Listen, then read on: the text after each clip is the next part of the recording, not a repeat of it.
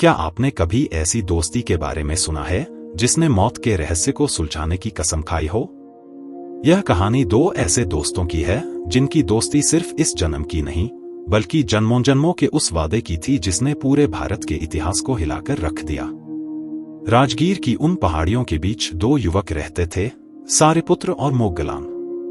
वे दोनों बचपन के साथी थे, एक जैसा सोचते थे, एक जैसा खाते थे और एक ही प्यास उनके सीने में जल रही थी, सत्य को पाने की प्यास।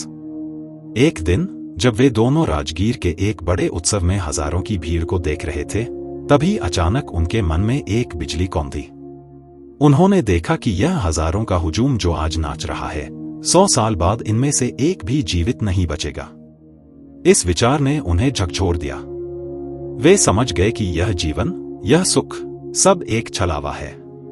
उसी क्षण उत्सव के शोर के बीच उन दोनों ने एक दूसरे की आंखों में देखा और एक ऐसी शपथ ली जो दुनिया के इतिहास में विरली ही मिलती है। उन्होंने कसम खाई कि हम दोनों सत्य की खोज में अलग अलग दिशाओं में जाएंगे, लेकिन हम में से जो भी पहले उस अमृत निर्वाण को पा लेगा, वह तुरंत वापस आकर दूसरे को बताएगा। यह सिर्फ एक वादा नहीं था, यह एक आध्यात्मिक अनुबंध था। वे दोनों निकल पड़े अंधेरे रास्तों पर, कई गुरुओं के पास गए, कठोर तपस्या की, भूखे रहे, जंगलों में भटके, लेकिन वह सत्य हाथ नहीं लग रहा था। संदेह बढ़ने लगा था, क्या वाकई मौत के पार कुछ है, या फिर यह जीवन बस एक खाली मरुस्थल है? सस्पेंस गहराता जा रहा था। तभी एक दिन सारिपुत्र की नजर एक शांत, तेजस्वी भिक्षु पर पड़ी, जिनका नाम अश्वजित था। अश्वजित के चलने के ढंग और उनकी आंखों की गहराई ने सारिपुत्र को स्तब्ध कर दिया। सारिपुत्र ने उनके पीछे जाकर पूछा, हे साधु, आपके गुरु कौन हैं और उनका संदेश क्या है?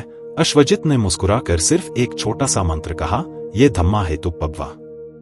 जो भी चीजें कारण से पैदा होती हैं, तथागत ने उनका अंत भी बताया है। उस एक छोटे से वाक्य ने सारिपुत्र के भीतर जैसे हजारों सूरज एक साथ जला दिए। उसे वह अमृत मिल गया था जिसकी उसे तलाश थी। लेकिन क्या सारिपुत्र ने अकेले निर्वाण का आनंद लिया? नहीं। उसे अपना वह वादा याद आया जो उसने अपने बचपन के दोस्त मोगलान से किया था। वह पागलों की तरह मोगलान की तलाश में भागा। जब मोगलान ने दूर से सारिपुत्र को आते देखा तो वह सन्न रह गया। सारिपुत्र का चेहरा किसी दिव्य प्रकाश से चमक रहा था। मोगलान ने चिल्लाकर पूछा, मित्र, क्या तुम्हें वह मिल गया? सारिपुत्र ने जैसे ही वह मंत्र दोहराया, मोगलान की चेतना में भी वही विस्फोट हुआ। दो शरीर, एक प्राण और अब एक ही सत्य। उनकी दोस्ती ने उन्हें बुद्ध के चरणों तक पहुंचा दिया। जब वे बुद्ध के पास पहुंचे तो बुद्ध ने दूर से ही अपने भिक्षुओं से कहा, देखो, मेरे दो प्रमुख शिष्य आ रहे हैं, लेकिन अभी तो यह सिर्फ शुरुआत थी, क्योंकि संघ के भीतर उनका प्रभाव और उनकी अलौकिक शक्तियां, खासकर मोगलान की रिद्धि सिद्धियां, अभी कई ऐसे रहस्यों को खोलने वाली थीं जिसकी कल्पना किसी ने नहीं की थी। मोगलान की शक्तियों के चर्चे हवा की तरह फैलने लगे थे, पर क्या यह शक्तियां ही उनकी सबसे बड़ी परीक्षा बनने वाली थीं? क्या उनकी यह गहरी मित्रता संघ के भीतर किसी नए विवाद को जन्म देगी, या फिर ये दोनों मिलकर धम्म के रथ को पूरी दुनिया में ले जाएंगे?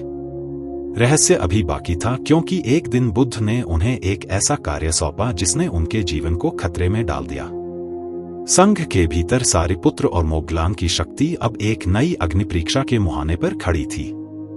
बुद्ध ने उन दोनों को अग्रश्रावक, चीफ डिसाइपल्स, घोषित कर दिया था, जिससे कुछ पुराने भिक्षुओं के मन में ईर्ष्या की दबी हुई चिंगारी सुलगने लगी थी। लेकिन असली खतरा बाहर से मंडरा रहा था। राजगीर के पास के गांवों में एक ऐसा तांत्रिक संप्रदाय सक्रिय हो गया था जो अपनी काली विद्याओं से लोगों को डराकर धर्म के मार्ग से भटका रहा था। अध्याय 3, शक्तियों का प्रदर्शन और मोगलान की चुनौती। इन तांत्रिकों ने बुद्ध के संघ को चुनौती दी। उन्होंने दावा किया कि बुद्ध की शांति केवल शब्दों का खेल है, असली ताकत तो उनके पास है। जब बात हद से बाहर निकल गई, तब बुद्ध ने मोगलान की ओर देखा। मोगलान, जो रिद्धि सिद्धियों, सुपरनैचुरल पावर्स के स्वामी थे, उन्होंने शांत भाव से अपनी आंखें बंद की। देखते ही देखते पूरा आसमान गहरा काला हो गया। मोगलान ने अपनी योग शक्ति से एक ऐसा दृश्य उत्पन्न किया कि वे तांत्रिक भय से कांपने लगे। उन्होंने पहाड़ों को हवा में उठा दिया और बिजली की कड़वाहट को अपनी उंगलियों पर नचाने लगे। लेकिन मोगलान का उद्देश्य डराना नहीं, बल्कि अहंकार को तोड़ना था। उन्होंने उन तांत्रिकों से कहा, शक्तियां अहंकार बढ़ाने के लिए नहीं, बल्कि सत्य की सेवा के लिए होती हैं। सारिपुत्र ने अपनी तीक्ष्ण बुद्धि से उनके तर्क काट दिए और उन्हें धम्म की शरण में ले आए। अध्याय 4, वह षड्यंत्र और मौत का साया। जैसे जैसे मोगलान की ख्याति बढ़ी, बुद्ध के विरोधियों, विशेषकर निगंठ संप्रदाय के कट्टरपंथियों ने एक खौफनाक साजिश रची। उन्हें पता था कि मोगलान बुद्ध की सबसे मजबूत ढाल है और अगर उस ढाल को तोड़ दिया जाए तो संघ बिखर जाएगा। उन्होंने मोगलान की हत्या के लिए भाड़े के हत्यारों को सुपारी दी। मोगलान अपनी गुफा में ध्यान में लीन थे। हत्यारे कई बार आए, लेकिन मोगलान अपनी शक्तियों का उपयोग कर अदृश्य हो जाते या दीवार के पार निकल जाते। लेकिन एक रात मोगलान ने ध्यान में देखा कि उनके पिछले जन्मों का एक कर्म, कार्मिक डेट, उनके सामने खड़ा है। उन्होंने महसूस किया कि अब भागने का समय नहीं, बल्कि उस कर्ज को चुकाने का समय है। हत्यारों ने गुफा को चारों तरफ से घेर लिया। इस बार मोगलान ने अपनी शक्तियों का उपयोग नहीं किया। उन्होंने शांति से अपनी आंखें मूंद ली। हत्यारों ने उन पर पत्थरों और लाठियों से बेरहमी से हमला किया। उनका शरीर लहूलुहान हो गया, हड्डियां टूट गईं। हत्यारे उन्हें मरा हुआ समझकर छोड़ गए। अध्याय 5, आखिरी मिलन और वह अटूट वादा। मरणासन्न अवस्था में भी मोगलान ने अपनी योग शक्ति से खुद को जीवित रखा। उन्हें बुद्ध को अंतिम विदाई देनी थी और सबसे महत्वपूर्ण, अपने प्राणप्रिय मित्र सारिपुत्र से मिलना था। वे खून से लथपथ हालत में बुद्ध के पास पहुंचे। पूरा संघ सन्न रह गया। सारिपुत्र जब मोगलान के पास पहुंचे तो उनकी आंखों में आंसू नहीं, बल्कि एक गहरा मौन था। मोगलान ने कमजोर आवाज में कहा, मित्र, हमारा सफर यहां तक था। मैंने अपना वादा निभाया, अब तुम्हारी बारी है। सारिपुत्र जानते थे कि मोगलान की मृत्यु बुद्ध के परिनिर्वाण का संकेत है। लेकिन सारिपुत्र ने एक ऐसा फैसला लिया जिसने सबको चौंका दिया। उन्होंने बुद्ध से कहा, भंते, मैं अपने मित्र को अकेले जाते हुए नहीं देख सकता। मैं मोगलान से पहले शरीर त्यागना चाहता हूं। सारिपुत्र ने बुद्ध के चरणों में शीश नवाया और एक अंतिम अनुमति मांगी। उन्होंने कहा, भंते, मेरा समय आ गया है। मैं उसी कमरे में अपने प्राण त्यागना चाहता हूं जहां मेरा जन्म हुआ था। बुद्ध ने मौन सहमति दी। सारिपुत्र अपने शिष्यों के साथ अपने पैतृक गांव की ओर निकल पड़े।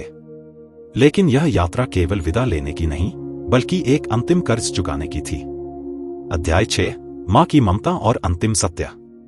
सारिपुत्र की मां, सारी, बुद्ध के मार्ग के सख्त खिलाफ थी। उन्हें दुख था कि उनके बेटे ने घर बार छोड़कर संन्यास ले लिया। जब सारिपुत्र मरणासन्न अवस्था में घर पहुंचे तो उनकी मां के दिल में ममता और क्रोध का द्वंद्व छिड़ गया। उसी रात सारिपुत्र के कमरे से एक अलौकिक प्रकाश फूटने लगा। कहा जाता है कि उस रात स्वर्ग के देवता सारिपुत्र को नमन करने आए थे। उनकी मां ने जब अपनी आंखों से यह दृश्य देखा तो उन्हें एहसास हुआ कि उनका बेटा कोई साधारण भिक्षु नहीं, बल्कि ज्ञान का साक्षात सूरज बन चुका है। सारिपुत्र ने अपनी मां को अंतिम उपदेश दिया और उन्हें धम्म के मार्ग पर दीक्षित किया। जैसे ही भोर हुई, सारिपुत्र ने शांत भाव से अंतिम सांस ली। उनकी मृत्यु मोगलान के परिनिर्वाण के ठीक 2 सप्ताह बाद हुई। अध्याय 7, 2 दीपकों का एक महाप्रकाश। जब बुद्ध को उनके दोनों शिष्यों के चले जाने की सूचना मिली तो उन्होंने संघ को संबोधित करते हुए कहा, भिक्षुओं, जैसे एक विशाल वृक्ष की सबसे मजबूत टहनियां पहले गिरती हैं, वैसे ही मेरे संघ के ये 2 महान स्तंभ चले गए। लेकिन शोक मत करो, क्योंकि उन्होंने वह पा लिया है जिसे पाने के लिए मनुष्य जन्म लेता है।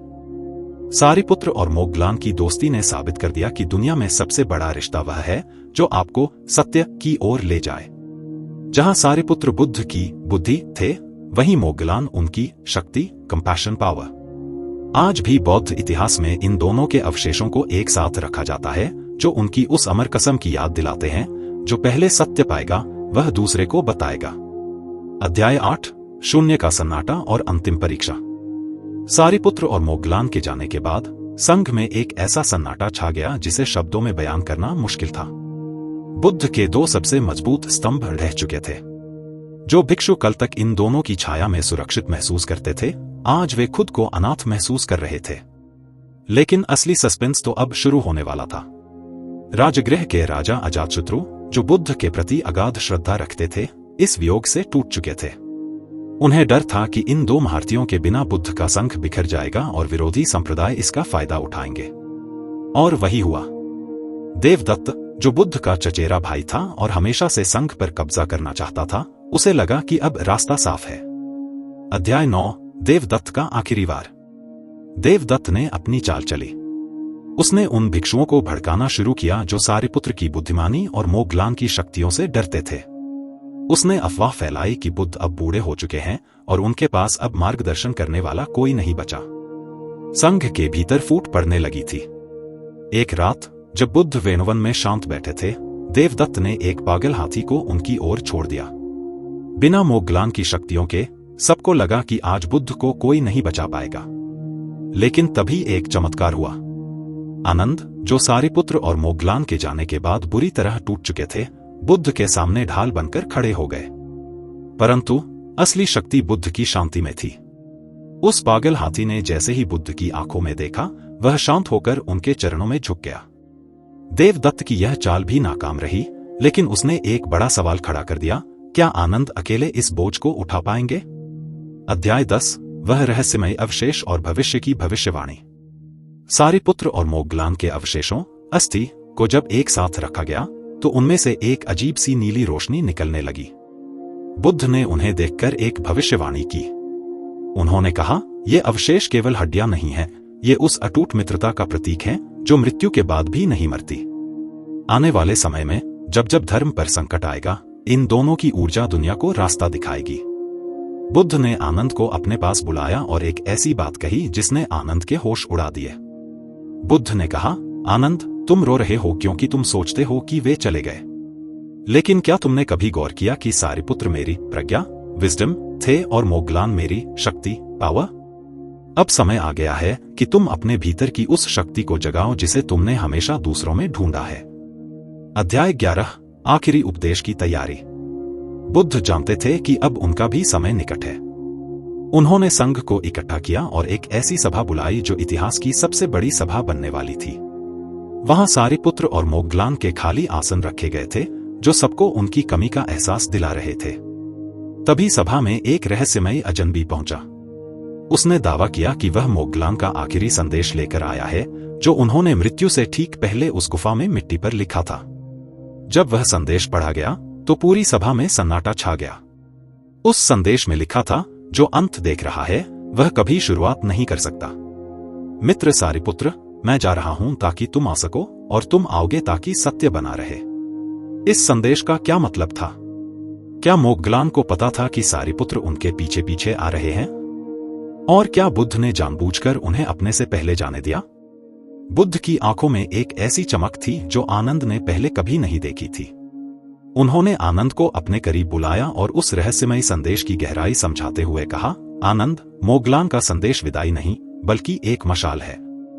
अंत का अर्थ शरीर का समाप्त होना है, लेकिन जो इस शरीर के अंत को देख लेता है वही उस अनंत की शुरुआत कर सकता है जिसे निर्वाण कहते हैं। अध्याय 12, अंतिम यात्रा और महापरिनिर्वाण का क्षण। बुद्ध ने कुशीनगर की ओर अपनी अंतिम पदयात्रा शुरू की। रास्ते में वे बीमार पड़े, उनका शरीर जर्जर हो चुका था, लेकिन उनकी चेतना अभी भी हिमालय की तरह अडिग थी। आनंद बार बार पीछे मुड़कर उन खाली रास्तों को देखते जहां कभी सारिपुत्र और मोगलान उनके साथ चला करते थे। उन्हें महसूस हो रहा था कि अब बुद्ध भी उसी शून्य की ओर बढ़ रहे हैं। कुशीनगर के शाल वन में 2 शाल वृक्षों के बीच बुद्ध लेट गए। चारों ओर सन्नाटा था, केवल आनंद की सिसकियों की आवाज आ रही थी। बुद्ध ने अपना अंतिम उपदेश दिया, वै धम्मा संखारा, अपमादेन संपादित, सभी संस्कार विनाशशील हैं, प्रमाद रहित होकर अपना कल्याण करो। जैसे ही बुद्ध ने महापरिनिर्वाण प्राप्त किया, धरती कांप उठी और आकाश से पुष्प वर्षा होने लगी। लेकिन आनंद के लिए यह सबसे कठिन समय था। उन्हें याद आया कि मोगलान ने कहा था, मैं जा रहा हूं ताकि तुम आ सको। अब आनंद को समझ आया कि जब तक बुद्ध, सारिपुत्र और मोगलान जैसे विशाल वृक्ष खड़े थे, आनंद उनकी छाया में एक छोटा सा पौधा बने रहे। अब वह छाया हट चुकी थी और आनंद को खुद सूरज की तपिश में जलकर चमकना था। अध्याय 13 प्रथम संगीति और आनंद का कायाकल्प। बुद्ध के जाने के बाद महाकश्यप ने प्रथम बौद्ध संगीति फर्स्ट बुद्धिस्ट काउंसिल बुलाई ताकि बुद्ध के वचनों को संकलित किया जा सके। लेकिन एक शर्त थी, केवल अरहत जागृत भिक्षु ही इसमें भाग ले सकते थे। आनंद, जिन्होंने 25 साल बुद्ध की सेवा की थी और जिन्हें बुद्ध का हर शब्द याद था, अभी तक अरहत नहीं हुए थे। उन्हें सभा से बाहर रखा गया। वह रात आनंद के जीवन की सबसे लंबी रात थी। उन्होंने मोग्लान की उस शक्ति और सारिपुत्र की उस प्रज्ञा को याद किया। उन्होंने पूरी रात ध्यान लगाया। जैसे ही भोर होने वाली थी और वे थककर लेटने ही वाले थे, ठीक उसी क्षण मोह का अंतिम धागा टूट गया। आनंद जागृत हो गए। अगले दिन जब सभा शुरू हुई तो आनंद आकाश मार्ग से उड़ते हुए मोग्लान जैसी शक्ति के साथ सभा के बीच अपने आसन पर जा बैठे। महाकश्यप मुस्कुराए और बोले, स्वागत है बुद्ध के सच्चे उत्तराधिकारी। अध्याय 14 एक अमर विरासत। आनंद ने ही वह अमर शब्द कहे, एवं में सुतम, ऐसा मैंने सुना है। उन्होंने सारिपुत्र की बुद्धि और मोग्लान की निडरता को अपने भीतर समेट लिया था। बुद्ध का संग अब पहले से कहीं अधिक मजबूत था, क्योंकि अब आनंद परछाई नहीं बल्कि खुद एक प्रकाश बन चुके थे। दोस्ती की यह गाथा हमें सिखाती है कि महान मित्र हमें केवल साथ नहीं देते, बल्कि अपनी अनुपस्थिति से हमें इतना मजबूत बना देते हैं कि हम पूरी दुनिया को रास्ता दिखा सकें। सारिपुत्र और मोग्लान चले गए थे, लेकिन वे आनंद की आंखों में और बुद्ध के धम्म में हमेशा के लिए अमर हो गए। समापन संदेश आउट्रो। दोस्तों, बुद्ध, आनंद, सारिपुत्र और मोग्लान की यह कहानी मात्र एक इतिहास नहीं, बल्कि जीवन जीने की एक कला है। यह बताती है कि अकेले चलना जरूरी है, लेकिन सही संगति आपको मंजिल तक पहुंचा देती है। अगर आप भी अपने जीवन में ऐसे ही सारिपुत्र या मोग्लान जैसे दोस्त चाहते हैं, तो इस वीडियो को उनके साथ जरूर शेयर करें। ऐसी ही सिनेमैटिक और पावरफुल कहानियों के लिए दो स्टोरीज हब को सब्सक्राइब करना न भूलें। कमेंट में बताएं कि आपको इस कहानी का कौन सा हिस्सा सबसे भावुक लगा। मिलते हैं एक और धमाकेदार कहानी के साथ। तब तक के लिए नमो बुद्धाय।